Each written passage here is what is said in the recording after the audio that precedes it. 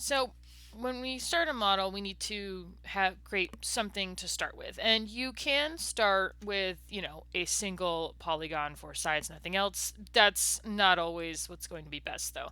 So oftentimes we are going to start with a primitive, and we have some primitive buttons up here. They are also under create poly primitives, and there's several others. But if we're going to start modeling something, we really want it to be the we want the quads to be laid out correctly. And even if you look at these previews right here, you can see there's triangles, there's triangles, there's triangles. There's triangles in a lot of these. The only ones that don't have it are the torus, the plane, and the cube. So we're going to start with the cube. And so I click that, and it starts off pretty tiny, and it starts off in the center, which is great.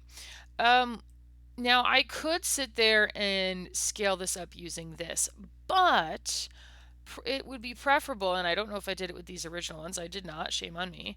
I did with this one. So I have these two pre-existing hammers, and this one, you'll see the scale is 1, 1, 1, which means if I want to bring it back, if I want to unsquash it, I can bring it back to 1.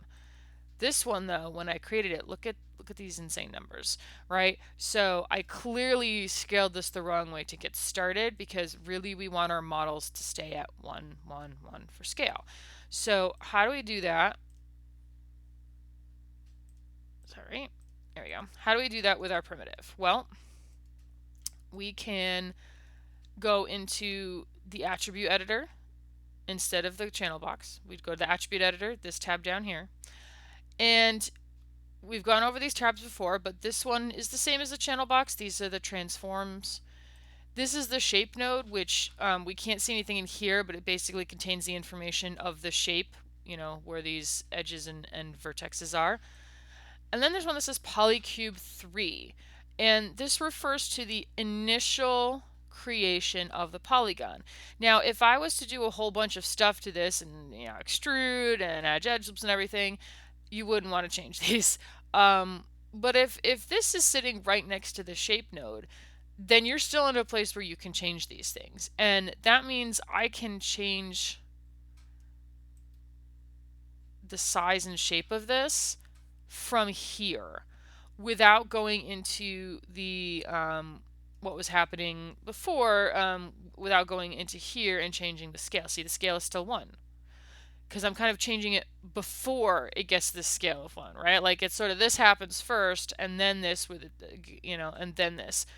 You can think of it that way. So I can change the size of the initial drawing of something through here.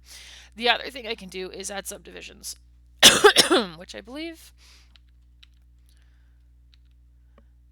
nope, backwards. There we go. There's a reason later why I would want this to be even on each of these sides, and I don't need 4 on this side because that would be too many.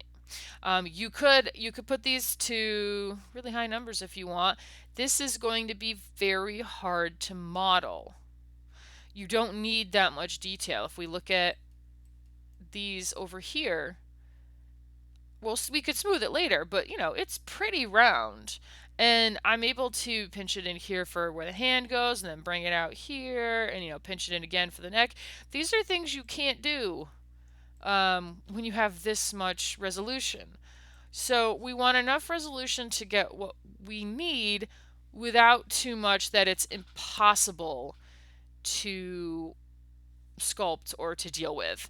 So those are the kinds of things we need to think about.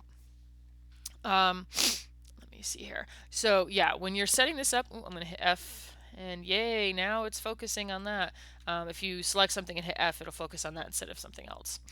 All right, so once we get that down, then we can start to go in here and sculpt things. But again, when we initially draw something, go into your attribute editor, go to where it says poly, name of thing, and then probably a number.